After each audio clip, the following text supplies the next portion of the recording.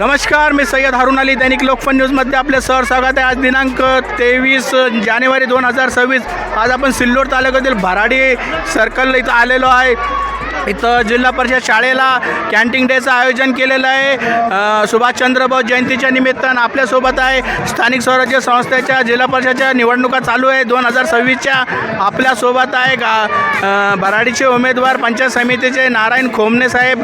आपण यांच्याकडून यांची प्रतिक्रिया जाणून घेऊया कॅन्टीन डेबद्दल. दादा नमस्कार, दैनिक लोकफन न्यूजमध्ये आपलं सहज स्वागत आहे. दादा, कॅन्टीन डेबद्दल तुम्ही सजित्त भेट दिली, त्याबद्दल तुमची प्रतिक्रिया द्या.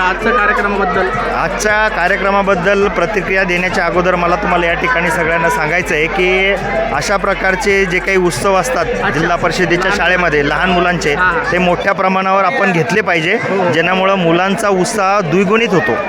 आणि शिक्षणाची संधी मुलांना मिळत असताना अशा प्रकारच्या उपकरणामधून, हे कृतिशील उपकरण आहेत ज्याच्यामध्ये मुलांना सामान जमा केलं, साहित्य जमा केलं, हे करत असताना प्रत्येक मुलाच्या पालकाचा सुद्धा सहभाग या गोष्टीमध्ये असल्यामुळं शाळेशी ते चांगल्या प्रकारचे कनेक्ट होऊ शकतात, निगडीत होऊ शकतात आणि समाजामध्ये चांगल्या प्रकारची एक जागरूकता पसरवू शकतात. लहान मुलाचं एक आत्मविश्वास वाढतं साहेब. एक समजा नोकरीने लागले तर एक छोटा लघु उद्योगापासून आपण काहीतरी इतिहास घडावा, काहीतरी आपलं उदरनिर्वाहासाठी काहीतरी करावं काम.